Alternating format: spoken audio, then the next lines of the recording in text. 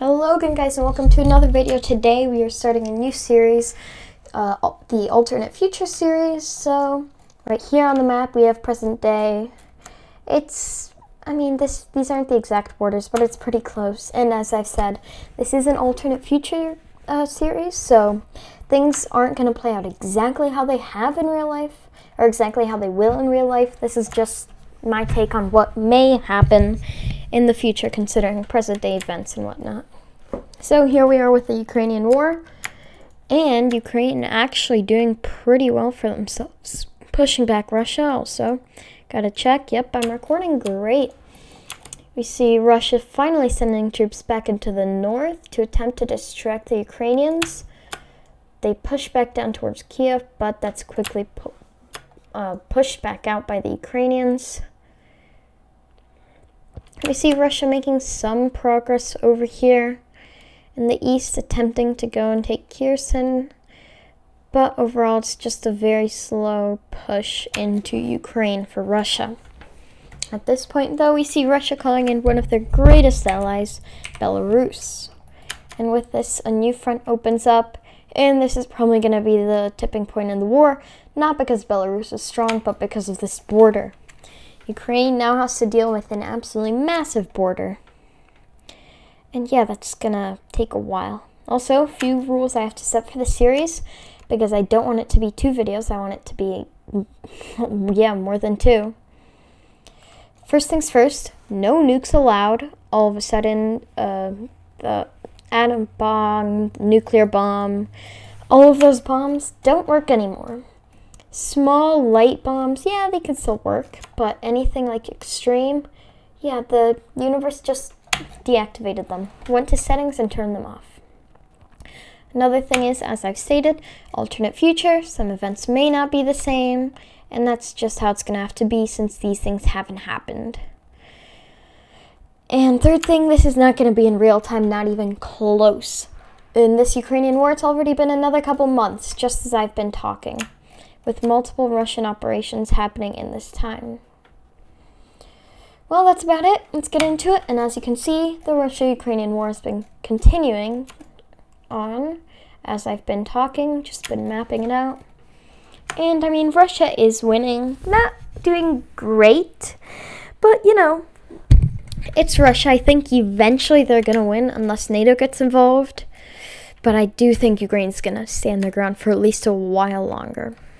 At this point, though, Russia being Russia declares war on Moldova. And, well, technically they already control these regions, so we should probably color that in. They declare war on Georgia, begin to push down into there, taking a good amount of land, but Georgia's mountainous. They'll fall eventually, but Russia's main operations are just along the coast. Meanwhile, in Ukraine, we see Russia basically just pushing more towards the coast. They capture Odessa. They've already captured Kherson, and they begin to push into Moldova. Russia now has a pretty good front line down here in southern Ukraine. With this, they begin an operation to cut Ukraine in half again, as the last one failed. This time it goes a lot better, though, and they are successful. They also meet up in Moldova with, what's it called? Well, there's a little rebellious group right along here. Transnistria, that's what it's called. And it's basically just Russian aligned, and it rebels against Moldova. We now see more Russian push into Ukraine. As I said before, this is slow. It's probably been over a year that the Ukrainian war has now been happening for this. The Georgian war has been going on a couple months. Russia's going to win this. We all know that. But Georgia just sends a few defenders into the mountains, and that's how they're surviving right now.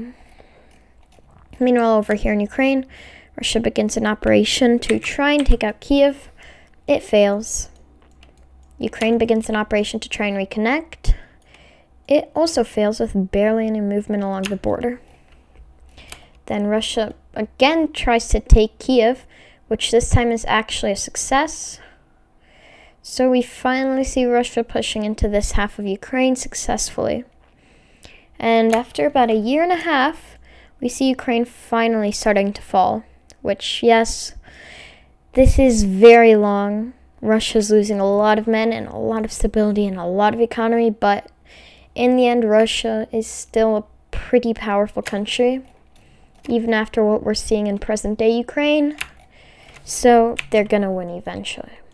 Georgia falls, and the last Ukrainian resistance is over here in the southwest. But sadly for them, that isn't going to last very long, as the full Russian military is now upon them. And this is a fraction of what Ukraine once was.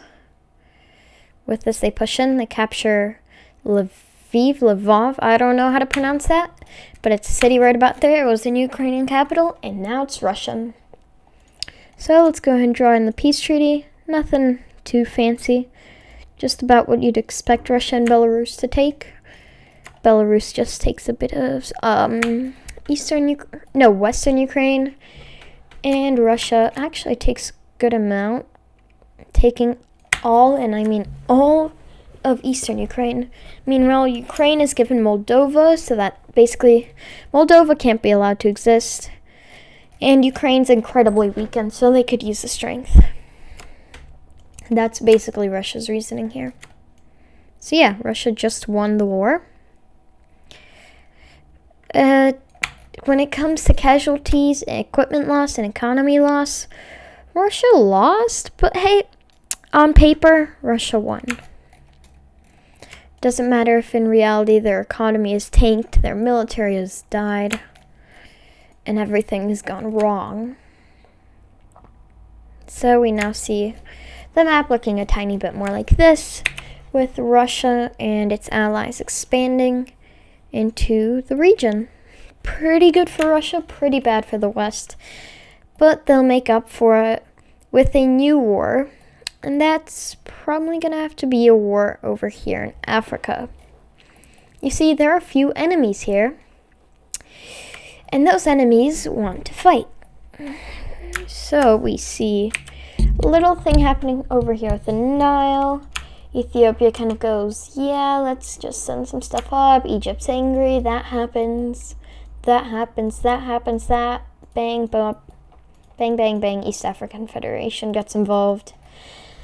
And we have ourselves the war of the video. You would have thought it would be the Ukrainian war, but as I said, I want this series to be more than one video, so we gotta we couldn't lead that into World War III, or else everyone would be dead before I got halfway through what I wanted to do this series. So let's get started. And the first thing to happen is Sudan pushing into South Sudan along the Nile. Of course, most important river in Africa, maybe the world, goes something like that. Yeah, about like that. We also see Ethiopia and Djibouti beginning to push into Eritrea. Don't really know how to say that, but yeah, Eritrea. We also see Ethiopian troops begin to push into Somaliland, which rebels. And we see a combined Kenyan and Ugandan, Tanzanian, and Ethiopian effort to push into southern and central Somalia. Basically just on all fronts. Ethiopia cuts them in two, and Somalia is not going to last very long. Something we do see happening is Egyptian troops are now about here, so Ethiopia is starting to worry, and they decide that before they have to face both Sudanese and Egyptian troops, they should get more land, so they begin to push more into Eritrea and into southern Sudan. Eventually, though, those Egyptian troops arrive and begin to set up a front line. With this, they push back a bit, but overall it's just one big stalemate along the border of Sudan and Ethiopia. Somewhere where it isn't a stalemate, though, is in South Sudan, with the country not doing so great in real life already.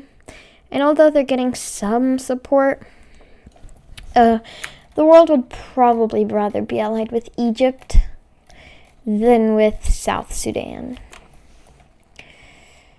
So we see South Sudan really just begin to fall, and yes, they're being helped out by their allies, but it's just not enough, and a lot of the country falls. At this point, though, we see a stalemate being reached, except for here in Somalia, actually. Here, the blue team basically just pushes in a bit more, and they fall. We see Sudan beginning to push into Ethiopia and Eritrea. But at this point, blue team, red team don't really want to fight anymore. It's been a dragged out war already. But just to end it off, let's add in a few more countries. The Congo declares war on the Democratic Republic of the Congo. Mozambique joins the blue team. South Africa the red. And yeah, that just happened. So now the red team's really looking good, with South Africa taking out Lesotho and Eswatini in seconds. Not actually seconds, a couple weeks, but still a pretty quick war. And beginning to push into Mozambique. If you're wondering why this happened, South Africa didn't really have a rebellion, but basically a new leader took control, and that leader wants to expand. At this point, though, as I said, blue and red team both want peace. Before that can happen, though, the DRC decides that they're not going to let the Congo stick around. They take them out, and both sides agree to that peace that I've been talking about. With that, everyone turns back to white.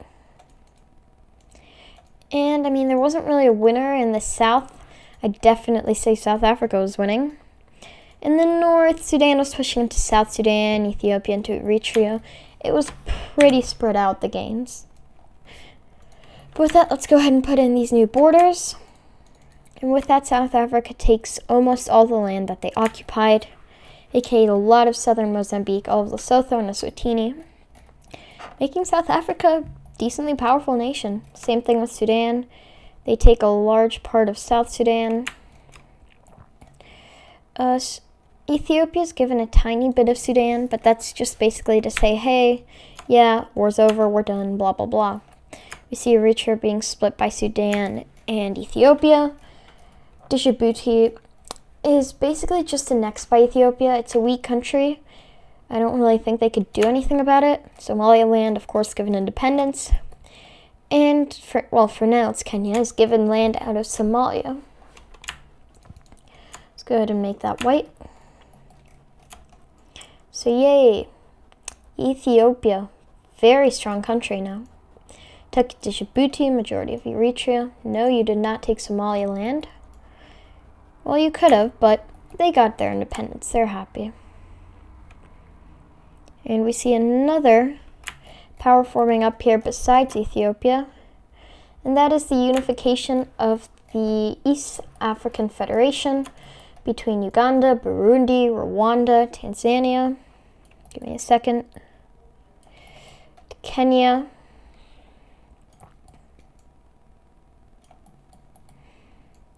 And, well, Kenya just took this land.